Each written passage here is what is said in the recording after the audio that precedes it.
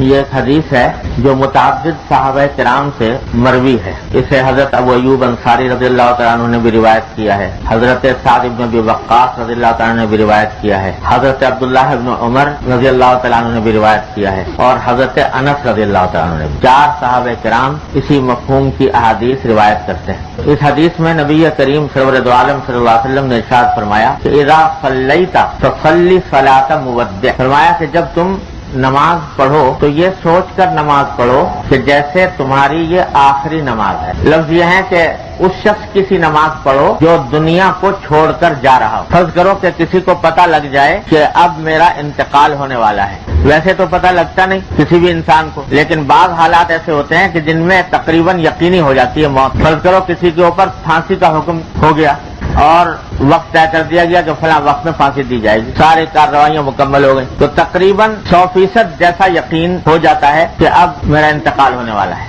تو اگر فرض کرو کہ کسی شخص کو یہ حکم ہو جائے پھانسی کا, وقت بھی طے ہو جائے, اور اس حالت میں اس کو ایک نماز پڑھنے کا موقع دیا جائے کہ نماز پڑھ لو, تو وہ نماز کیسی پڑھے گا, کس حالت میں پڑھے گا؟ سرکار دو عالم صلی اللہ علیہ وسلم فرماتے ہیں کہ تم ہر نماز اسی کیفیت کے ساتھ پڑھنے کی کوشش کرو, اس واسطے کہ اگرچہ اس طرح کا یقین تو نہیں جیسا کہ اس پھانسی والے کو ہو گیا تھا, لیکن ساتھ ہی ہر عین ممکن ہے اور عین محتمل ہے, خاص طور سے آج کی زندگی میں, کہ شاید یہ نماز جو پڑھنے جا رہا ہوں یہ آخری نماز ہو, اس کے بعد نماز پڑھنے کا موقع ہی نہ ملے. تو یہ مراقبہ کر کے نماز پڑھو کہ یہ میری آخری نماز ہے, پتہ نہیں آگے نماز پڑھنے کا موقع ملتا ہے کہ نہیں ملتا. حضرت تھانوی قدس اللہ تعالیٰ سرہ یہ حدیث نقل کرنے کے بعد فرماتے ہیں کہ اس حدیث میں تعلیم ہے طریقہ تکمیل نماز, کہ نماز کو کامل طریقے سے صحیح پڑھنے کا طریقہ حضور اقدس صلی اللہ علیہ وسلم نے بتایا, اس مراقبے سے کہ یہ احتمال رکھے کہ شاید یہ آخری نماز ہو. اور پھر فرمایا یہ طریق عجیب ہے, جو تجربہ کرے گا مشاہدہ کرے گا, یعنی جو شخص یہ طریقہ یہ مراقبہ کرے اور مراقبہ کر کے نماز پڑھے تو اس کا عجیب فائدہ محسوس کرے گا, مشاہدہ کرے گا آنکھوں سے کہ نماز انشاءاللہ درست ہو جائے گی, بہتر ہو جائے گی. کیونکہ جب انسان کو یہ پتا ہو کہ بس اب دنیا سے جانا ہے, آخری نماز میں پڑھ رہا ہوں, تو اس کو جتنا بنا سوار کے جتنا خشوع و خضوع کے ساتھ پڑھے گا وہ ظاہر ہے. تو اس میں توجہ دلائی گئی ہے اس بات کی طرف کہ نماز کو سنت کے مطابق آداب و شرائط کے ساتھ اور مکمل خشوع و خضوع کے ساتھ انجام دینے کی فکر چاہیے.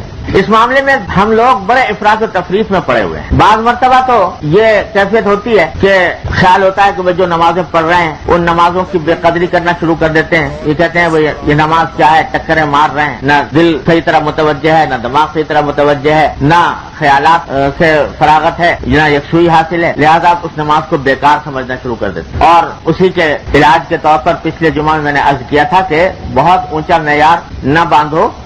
اصل بات یہ ہے کہ اپنے اختیار سے نماز کے الفاظ کی طرف دھیان دینے کی کوشش کرو, اور غیر اختیاری طور پر جو خیالات آ گئے انشاءاللہ اللہ تعالیٰ کے معاف ہے. لیکن اس کا یہ مطلب نہیں کہ آدمی خشوع حاصل کرنے سے بالکل غافل ہو جائے, جیسا کہ ہم اکثر و بیشتر رہتے ہیں غافل. خشوع حاصل کرنے کی فکر چھوڑ دیں, کوشش چھوڑ دیں. خشوع حاصل کرنے کی کوشش کرنا ہر مسلمان کے ذمے فرض ہے, ہر نماز میں, کہ اپنی طرف سے اپنے اختیار سے دل کو لگائے, دھیان کو لگائے نماز کی طرف. اس کی طرف بسا اوقات دھیان ہی نہیں ہوتا اور نمازیں ہو رہی ہیں, وقت گزارا جا رہا ہے, لیکن خشوع کی طرف دھیان نہیں.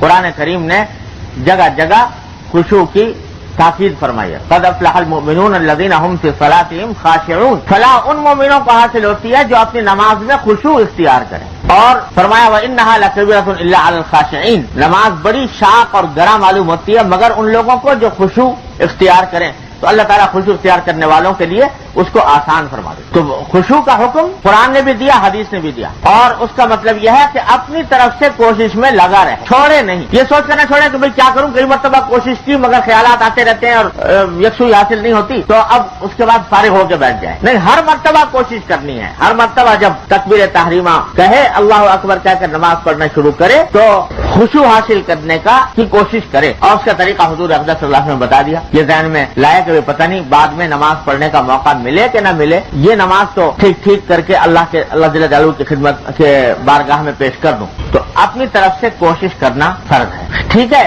کوشش کرنے کے بعد خیالات منتشر ہو گئے, غیر اختیاری طور پر ادھر ادھر کے خیالات آ گئے, انشاءاللہ اللہ تعالیٰ معاف فرمائیں گے. لیکن پھر جب تنبہ ہو دوبارہ لوٹ آئے, پھر آ جائے پھر لوٹ آئے، پھر آ جائے پھر لوٹ آئے، یہی کام کرتا رہے ساری عمر کرتا رہے، اپنے اختیار سے اپنی قصد و عمل سے خیالات کو نہ لائے بلکہ غیر اختیاری طور پر آ رہے ہیں، تو جب اتنا بہت فوراً لوٹ آئے، یہ اس کوشش میں لگا رہے، جتنا لگا رہے گا تو اللہ تبارک و تعالیٰ کی رحمت سے امید ہے کہ انشاءاللہ رفتہ پھر یہ ہوگا کہ دھیان زیادہ تر نماز کی طرف رہے گا اور کم